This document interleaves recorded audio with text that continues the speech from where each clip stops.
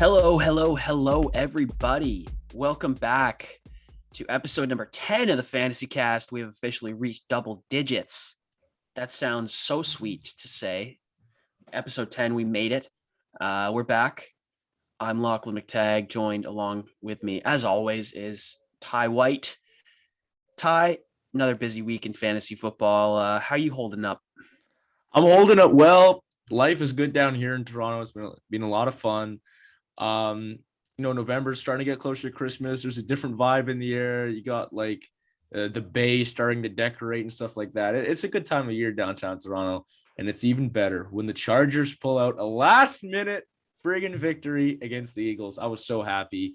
It makes my Sunday every Sunday watching the Chargers, and when they win, that's a little bit more special. But let's talk about your Falcons, Locke. How are you doing in Massachusetts?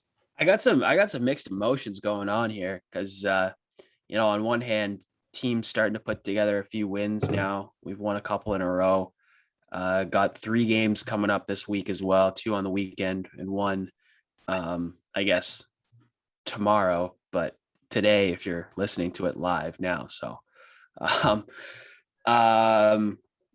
So yeah, things are good team wise, but fantasy team wise, not good at all because I've lost 3 in a row now, and 4 of my last 5 weeks have been L's.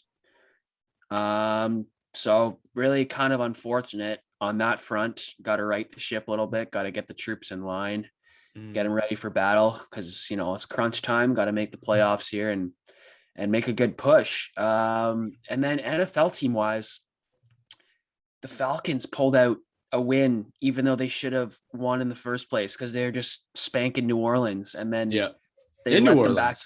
Yeah, they just let him back into that game, and I started to watch when they started to let him back in the game, and I was like, man, I can't do this, man. Like, yeah. Not again. It was scary. It was that classic Atlanta feeling. I could feel the memes starting to generate. Oh, I'm no. like, No. But then I turned the game off. I was like, okay, I gotta stop watching this. So I stopped. Then I checked the score, and it was 10 seconds left. Falcons are 2nd and 2 at New Orleans is 15. I was like, okay, Young Weku's gonna knock it through the uprights and win us the game, and that's what happened. So great win. Somehow we're 500. I mean, yeah. I guess we should have beat the Panthers last week, I guess. But the Panthers are a better team than the Falcons are. The Panthers are a better team than the record says. But given all that the Falcons go through, it's very impressive. You have 500 right now. You're in one of the toughest divisions in football. I mean, yeah, a couple sneaky teams. The Bucs are obviously going to run this division as long as Brady's there. Yeah.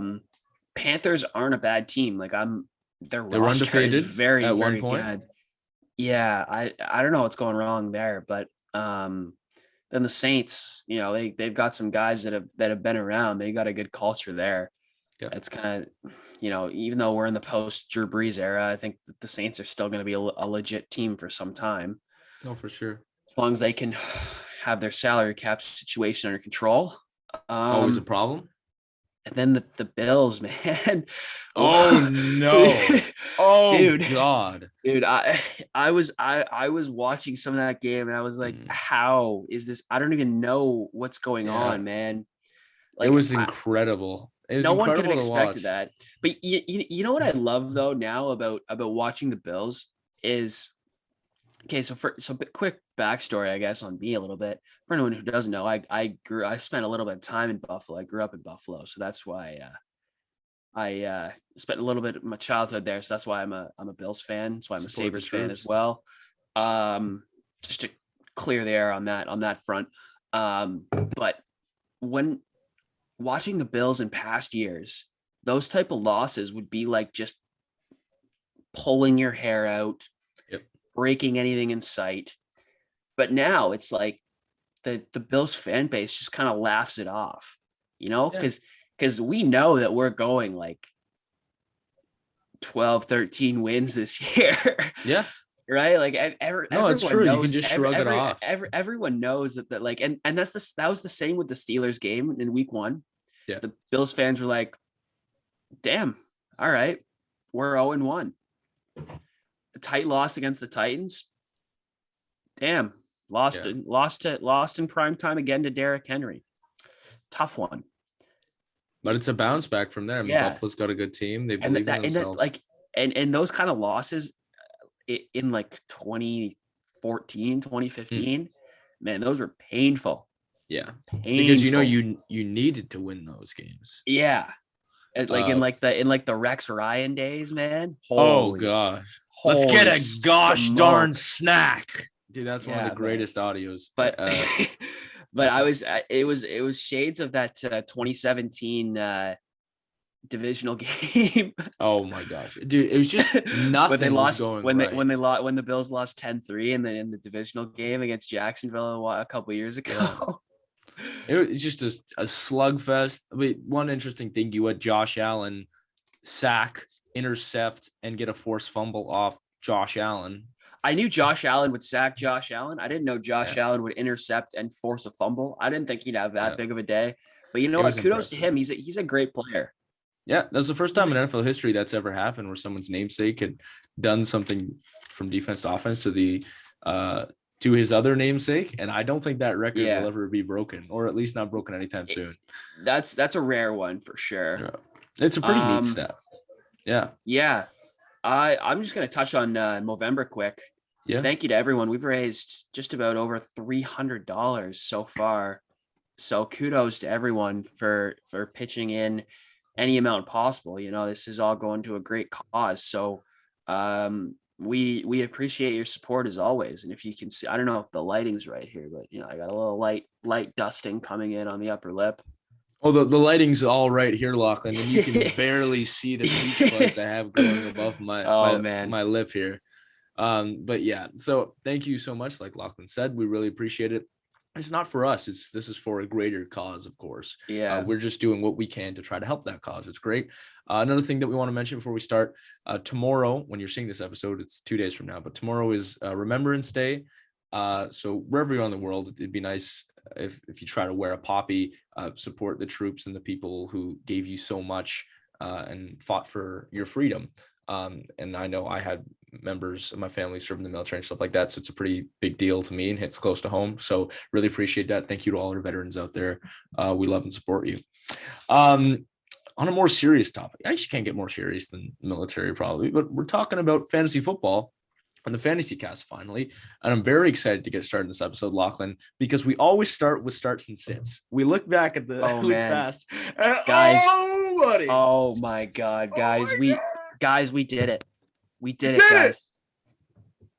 And if you're thinking we went, if you're thinking we went 10 for 10, we didn't go 10 for 10, because if we did, then you'd know a lot sooner.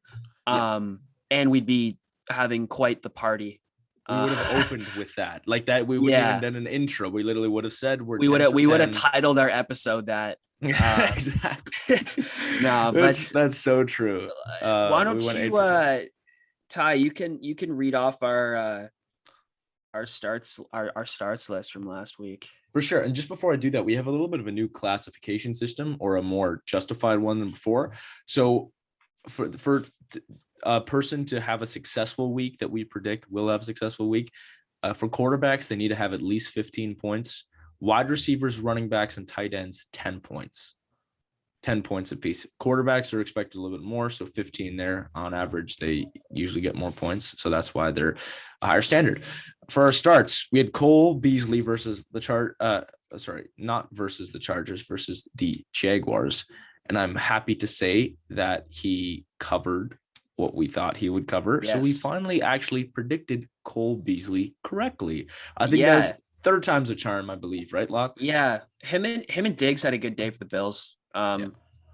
Diggs had more of the share down the stretch in that game, but early on, Beasley had a lot of targets go his way, which great sign. Love to see that. So and it just wasn't for too many yards. It was just the receptions. Like in PPR leagues, obviously that's a huge deal. And he got that's why honestly, like if you add a touchdown to that stat line for Beasley, like it's a nice day. Unfortunately, the Bills lacked touchdowns on Sunday, but yeah, for sure. And not to mention, like, he also had an 11-yard first down that he should have caught that he just dropped it. And that would have added to the point total as well. We also have Devontae Booker versus Las Vegas. We told you to start him. We were right about that. He had 15 points. Michael Carter versus Indianapolis was the only start we actually got incorrect, but barely. He was 0.4 points off from us getting that correct. He had 9.6 points versus Indianapolis on Thursday night. Jared Cook versus Philadelphia. I'm very proud of this one because we told you to start him. And it was funny enough, he was actually the lowest scoring tight end on the Chargers that day. But he had 10 points. So in fantasy football, that's kind of weird. You never really hear that. That was against Philly at 10.8 points. And then Michael Pittman versus the Jets. We're probably not going to include him in any more starts, at least, because he's an obvious start from this point on. But yes, from last week, we established that he wasn't, and he put up 17 points on Thursday Night Football. Let's go on to the sits lock. Yeah, first one. This one's a bit tricky. Khalil Herbert. We told you to sit him, and if you did, then good, because he got 1 point.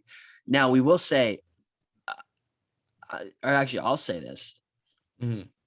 I can't be the only one that was like severely caught off guard that David Montgomery played. Yeah, a lot of people forgot that he was playing, and at the time when we put out this list, we didn't know that David Montgomery was going to be playing. But I still, literally zero knowledge that David Montgomery was like close. To sure, suiting up.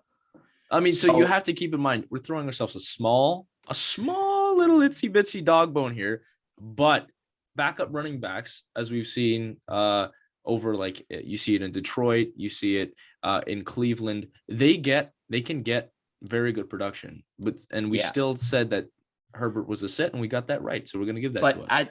But considering the time that we said it, Herbert was the number one back, and we told you to sit him anyway, even though he was the number one.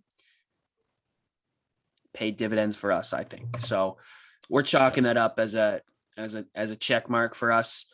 Javonte Williams versus the Cowboys. He had 11 points, so we got that one wrong. Mm-hmm. He had a decent day there against the Cowboys. Cowboys didn't look good at all. Oh God, they sucked that game. That was the only game this year that they sucked. That might have been the worst offensive performance we've seen from any team this year, or close to it. At least the first 3 quarters of the game. Yeah, okay, I'll give you that. That's yeah.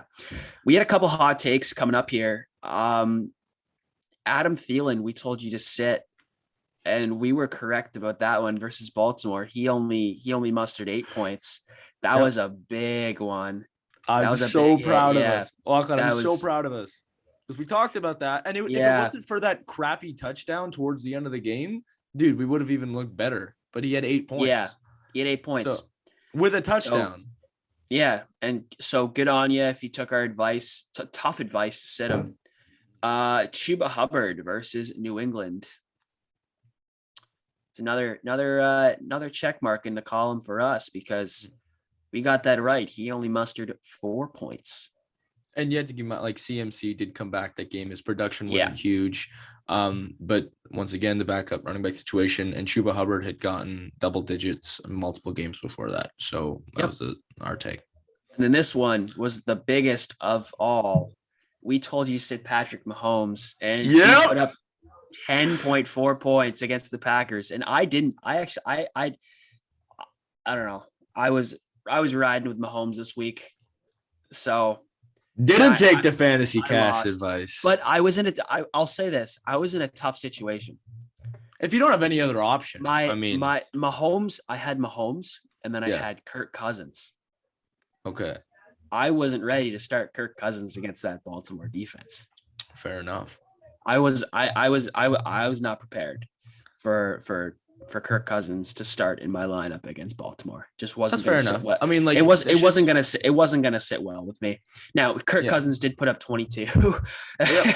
So could have been a fantasy league winner that week for you, but it's all right. You don't know, like, typically when we say this, I mean, like, if you have no other option, obviously start the player. But our recommendation is if someone could be better, then substitute them in. So those were our starts and sits, and that was our highest total ever, ladies and gentlemen, of 8 out of 10. I'm so proud of us. We had a phenomenal week. That might be our benchmark for the year. That might be our highest point. Might be the peak. And that will actually conclude our starts and sits for the season. We're not doing this again because we're never topping that. Honestly, we're going out on top, baby. Going out on top. Just kidding. We're just kidding. We have to do this. We're gonna keep doing it. Yeah, it's our job. You know us guys. But I thought that was pretty good on our part. So maybe take our advice this upcoming week, and hopefully we'll help you win. As always, we're gonna quickly go through some big weeks. I'll start off with quarterbacks: Lamar Jackson, Justin Herbert, Matt Ryan, all around the 30 mark. Josh Johnson, who? Excuse me. The backup another Jets quarterback, man. Get out of here. That's not the backup to Mike White puts up 25 on Thursday night. The third string to Zach Wilson. Yeah. To Zach, like a rookie quarter. Are you kidding me right now? And Carson Wentz at 24 in that same game. So that was, I'm tired of mentioning Jets players, to be honest with you. We're getting to the list of like no-namers have no idea who they are. Like this is nuts. Yeah. Why don't you tell us the wide receivers? Elijah Moore, really big week for him. He had 27. Devonta Smith, 22. He looked really good. Oh my gosh. He looked really good. I hate to say it. Chargers. Keenan Allen, Zacchaeus, and Darnell Mooney. Zacchaeus had a sneaky little performance in there with a touchdown. Yeah. Little flip play for Matty Ice. Good performance. I mean, with Ridley out, it's really kind of him, Russell Gage, and Kyle Pitts. Yeah. And maybe mix in a little bit of Hayden Hurst, but I think Hayden Hurst is going to get traded in the offseason. Yeah, because definitely the way that they're using Kyle Pitts now, or starting to use Kyle Pitts, they have no room for it. I mean, they do, but like it's cap space, and I mean, you can get something. Hayden Hurst is a solid tight end, but just Hayden not Hurst on your team. Hayden Hurst will be like. I wonder if Zach Ertz retires and like the Cardinals trade for Hayden Hurst, instant dog.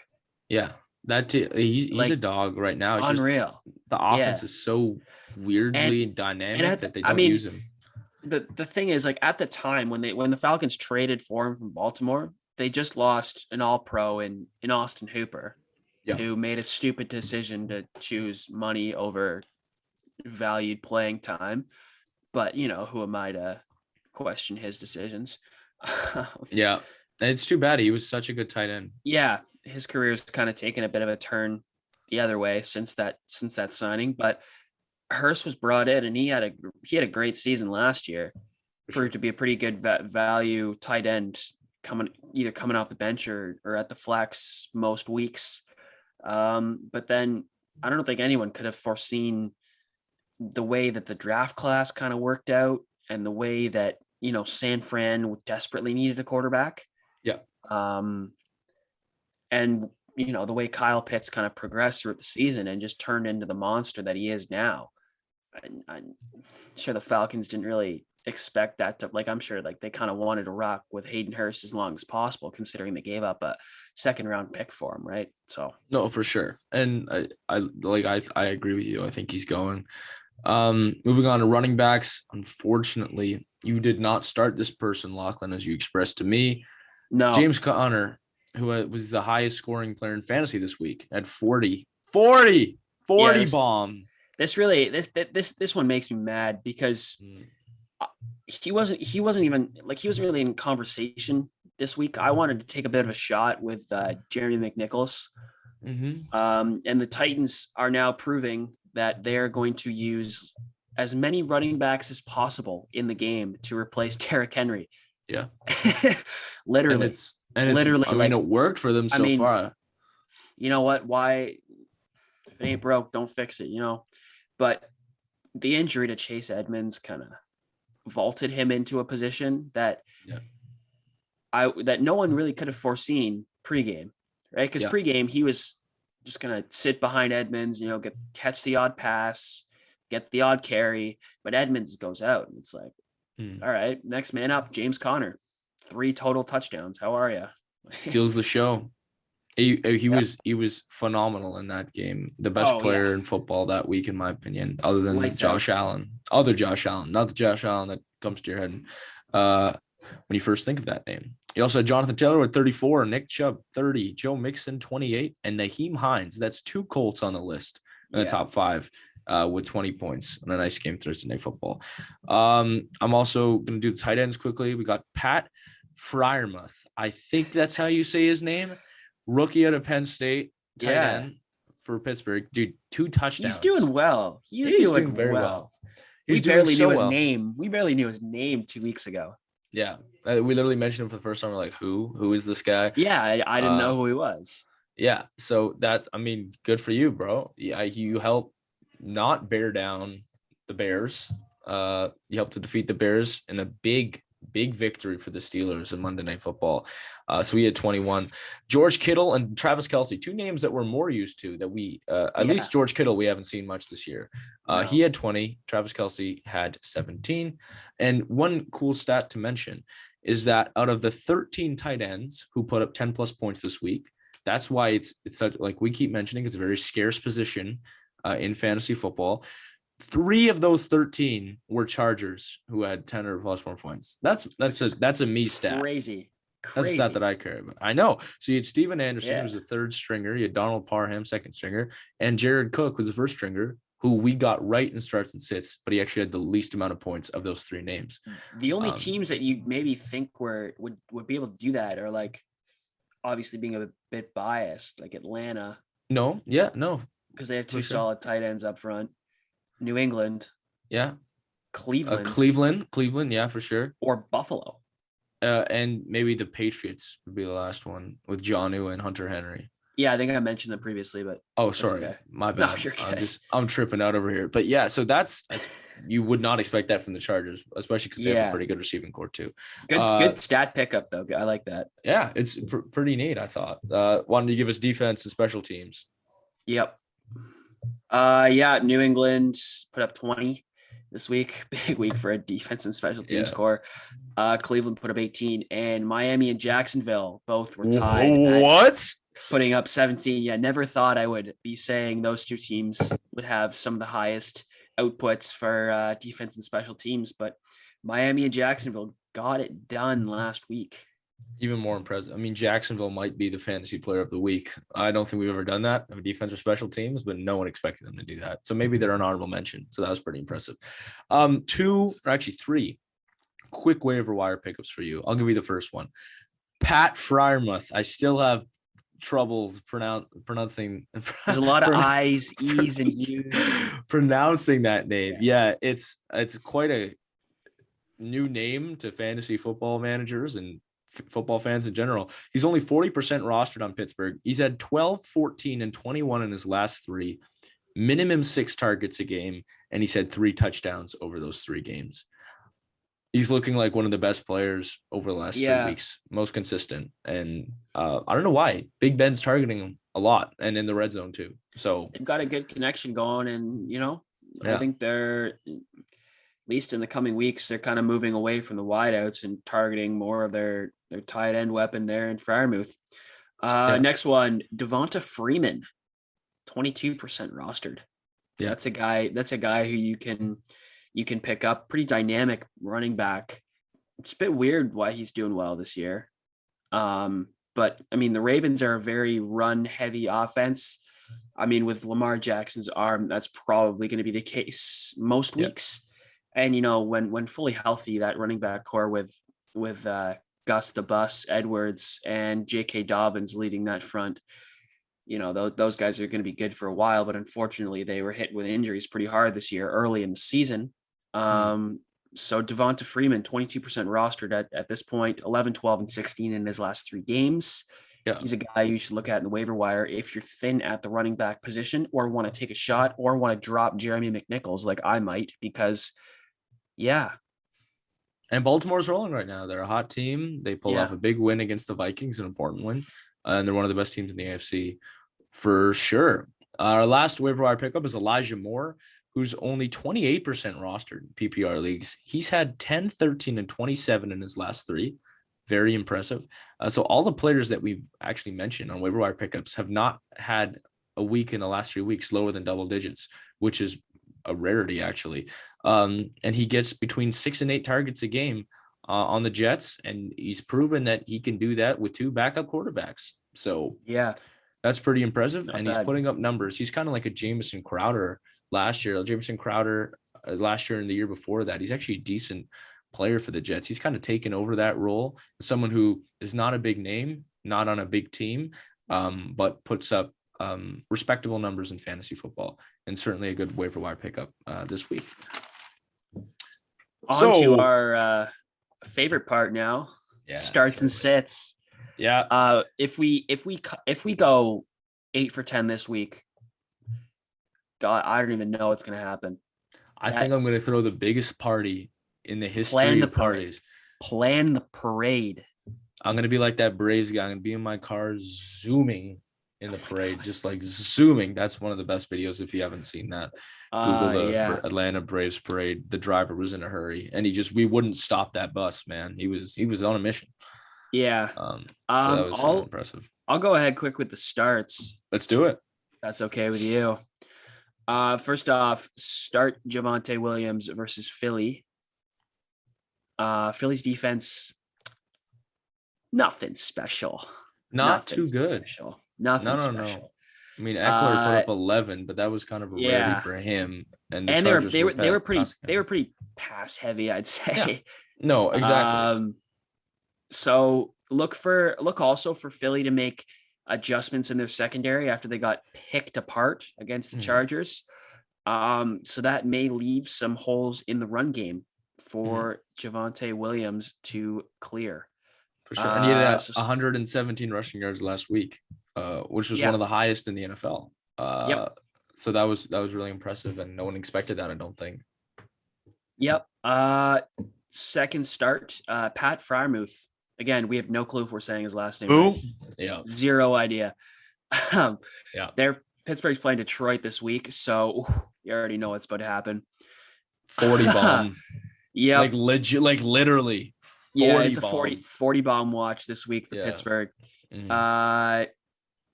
Detroit. You literally wrote Detroit sucks. Could I have been more blunt? I don't think so. I mean, that's you want the honest truth. They suck. I mean, Fryermuth and Big Ben they've got something going for them right now. So why would it stop against a lackluster defense in the Detroit Lions? Yeah. Devonta Smith versus Denver. We've got a couple picks now on that Denver versus Philly game. Devonta Smith looked really, really good. Their offense, their defense is pretty lackluster, but their offense is starting to find a little bit of form here. And Devonta Smith I feel like all rookies are kind of at that point in the season where they're comfortable enough in the league. Mm-hmm. They've got enough games now, like at least a couple games under their belt. And just as a rookie, even like an extra week in an offensive system just buys you so much more time. No, for sure. Yeah. Right. And he's picked it up really well. He made so many clutch catches. They trusted him on every third down pretty much to catch the ball. Yeah. He came up big and he got a touchdown last week. So I expect more from the same against Denver, who I don't feel, I mean, they have a pretty decent defense, but it's going to be it's extremely hard to protect the passing game when you have a player like Jalen Hurts. So you have to be so focused on QB spying. Like he dominated the Chargers in that part of the game. He could run, because if you don't contain him that much, like if you're like, and that's the thing that the Bucs did so well last year. I know, like the Super Bowl against the Chiefs, they just contained Mahomes. Yeah. Right. And I look at the Bills as well when they contained Lamar. Mm-hmm. In that, but Hurts divisional. But Hurts has got an arm too. That's the other thing. So yeah, if you have enough guys spying that you need to spy on Jalen Hurts, he's gonna find his open receivers downfield, and I think Devonta Smith is gonna be a big part in that game. Absolutely. Against Denver. Moving on, Tyler Higbee, you should start against San Fran. We love the Rams offense. We've said this before. They're a pretty fluid unit in LA, and San Fran's struggling. They suck as well. They can't quite find it this year. Yeah. So look for the Rams to have a big bounce back performance after losing to the Titans, and look for Tyler Higbee to be a big part of that offense, especially in the red zone. Getting some red zone targets would be big for Tyler Higbee. That was a tough Sunday Night Football loss. I mean, Stafford, one of the best games I've ever seen.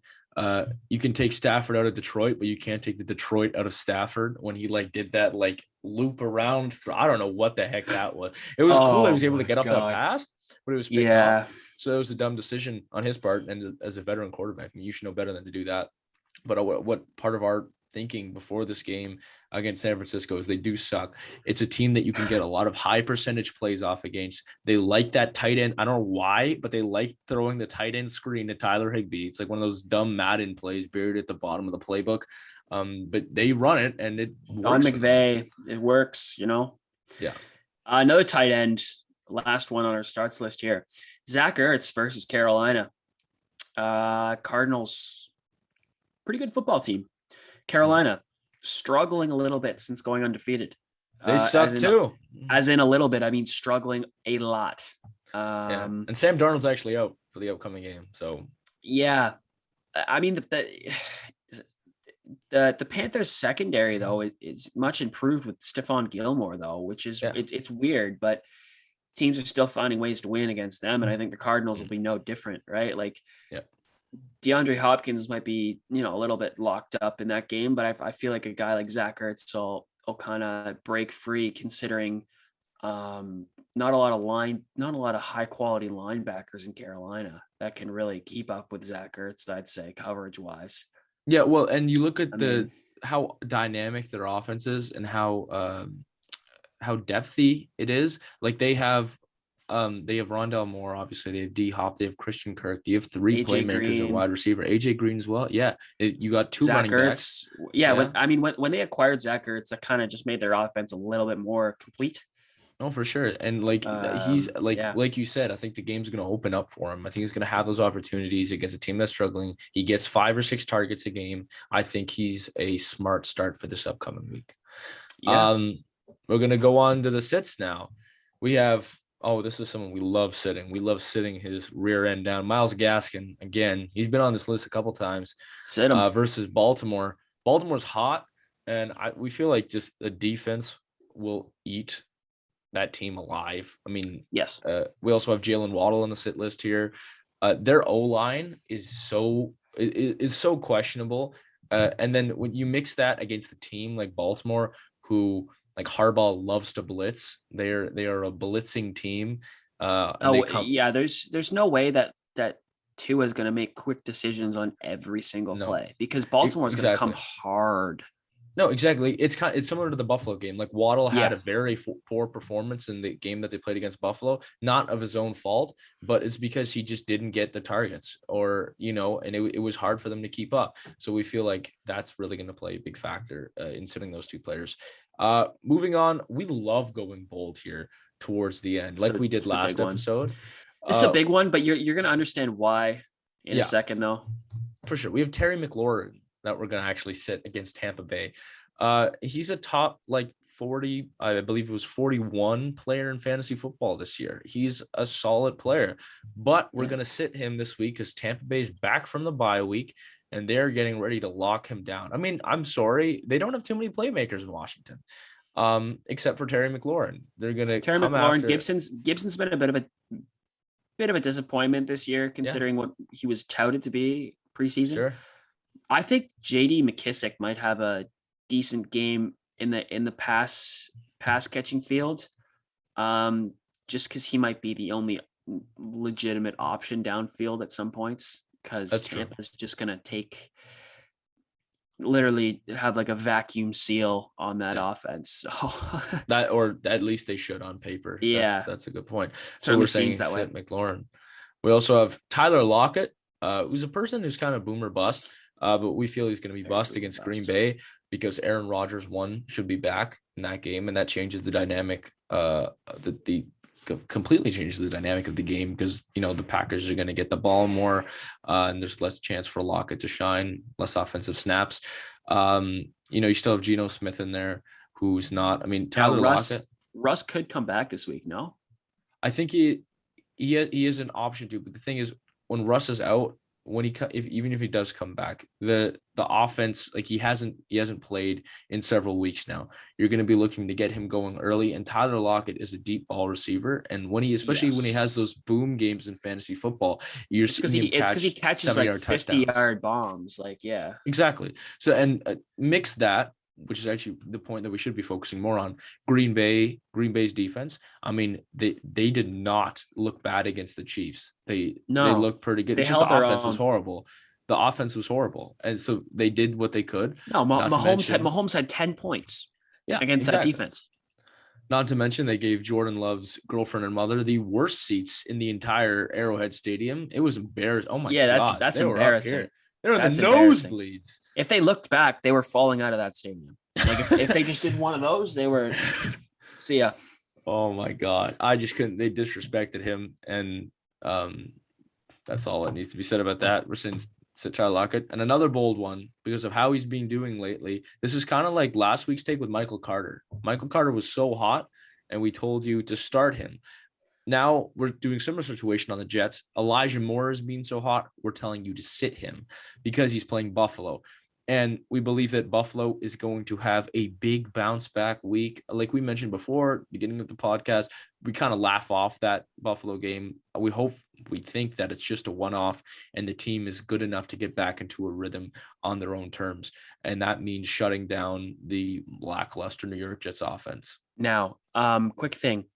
If you maybe rewinded the episode a couple minutes and are back at this point now and thinking, hey, they just told me to pick up Elijah Moore off the waiver wire. We did. Mm-hmm. Just because you pick someone up off the waiver wire doesn't mean you have to start him this coming week. You can hold him on your team, right? We're telling you to, one, hang on to Elijah Moore, pick him up off the waiver wire, hold him out of your lineup this week because he's playing a very solid Buffalo defense, and then use him in future weeks because he's going to be, a little bit better because he's not playing Buffalo. For sure. Like at this point, it's for depth. Waiver wire pickups are for depth, but like you get the occasional thing where it looks like Freiermuth is going to be a starter now at the tight end position, depending on who you have there, or at least at flex on your team if he keeps up the pace. And like last week too, Jeremy McNichols, we told you to pick up him. We didn't say to start him though. I mean, Lachlan on your team, you did start him, and he only had about 5-6 points. I had to roll the dice. No, for sure. Like, and you have to try those things out, but there's a reason we didn't say to start him. It was too uncertain at that point. We're moving on towards the end of our episode. As always, we finished with the fantasy player of the week, as well as the fantasy question of the week. Lachlan, who are our fantasy players of the week? Well, first off, obvious. It's Elijah Moore. One of them, we've said his name multiple times, had a tremendous week for the Jets. And who was their quarterback again? Remind me of his name. Never heard of Josh Johnson in my life before that game. Yeah. Like, I still don't even know if that's his name or I'm getting it wrong. So, yeah, I don't. You go back and check here. And I remember too. It is Josh Johnson. See, Johnson. That's how much of a no name that this guy is. Like, yeah. I mean, Elijah Moore, great week. How many points did he put up again? Elijah Moore had about 27, I believe it was. Yeah. I can double check that real quickly. He had 27. He was the highest scoring wide receiver in fantasy against Indianapolis. Is not a crappy team. They have a pretty solid defense, and there was a primetime game too, Thursday Night Football, so that was pretty good. And our other one is James Conner, who had 40 points. I mean, that's a pretty obvious one. He had 3 total touchdowns and 173 total yards of offense. He was the best player in football last week, so that was pretty impressive. Yeah, so congrats to those two players for taking home our fantasy players of the week. Honorable mention, Jaguars defense. Yeah. Duval, maybe. No, seriously though. I mean, that's so funny that they did that against Buffalo. All right. Would you like to read us fantasy question of the week? So here's our fantasy question of the week, Ty. What should I do with Mike Williams? Mike Williams being wide receiver on the Los Angeles Chargers. What should I do with Mike Williams, Ty? It's a great question. And I view it I always view it as a little bit biased because I'm a Chargers fan. We're bringing up Mike Williams as our fantasy question of the week, but it's a valuable question because you looked at his first weeks. He didn't have a week lower than 22 in his first 3, and fantasy managers are concerned now because what has he had in his last 3? He's had 4.7, he's at 3.9, he's at 7.8. Mike Williams, something important to mention. He dealt with a knee injury after his big performance of like 36 points against the Cleveland Browns in that shootout. So he's been dealing with a knee injury. My advice, and I think the advice of the fantasy cast here, is that he should be a starter on your team still. at least the bare minimum at the flex position. Flex. Realistically, he's a wide receiver too, on a good week, on like a typical week, I should say, rather than a good week. If you look at the remainder of his schedule, he is Minnesota, he is Pittsburgh, Denver, Cincinnati, the Giants, Houston, Kansas City, and Denver. Not the hardest defenses in the NFL. The Chargers had, I believe, it was the 5th easiest schedule based on record. Man, the Chargers could make a serious playoff push with that schedule. Serious playoff push.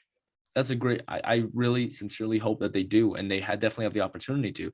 But 2 of the games that Mike Williams did not do well in was he had 4 and 3 points. Last week, 7 points is a bit different. He did get more targets. He caught a huge bomb. He's starting to get more involved in the offense because he's a bit healthier now, hopefully with his knee.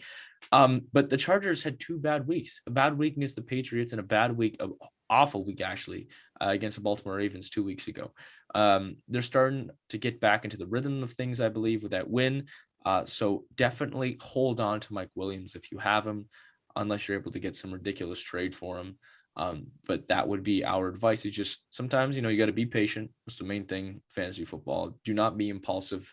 Think before you act. That's our advice on Mike Williams. And that is episode 10 of the Fantasy Cast. Yeah. Double digits. Man, feels great. It does feel good. It's been a fun 10 weeks. Man. Again, guys, Remembrance Day, November 11th. Wear your poppies, show your support.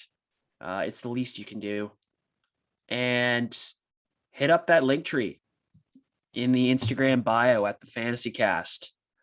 And any amount seriously helps to Movember. And we will also be posting weekly mustache check updates as well. So you can hit up our Instagram story to find that. And yeah, I think that's all for today. I think we've covered everything on our agenda.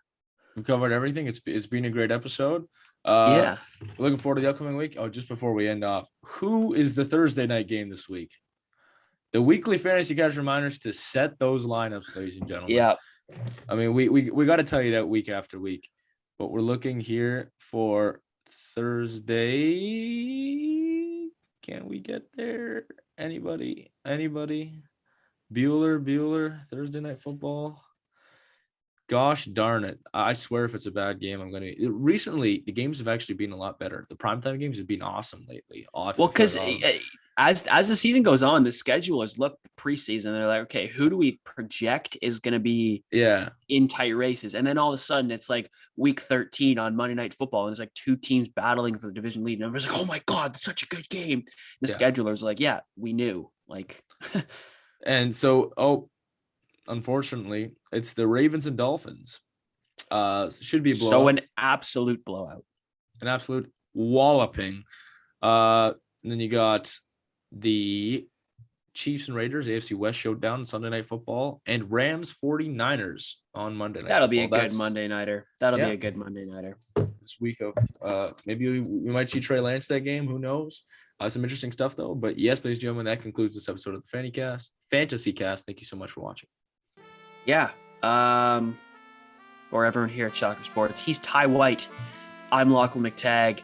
We will see you guys again next week. Have a great week, everybody.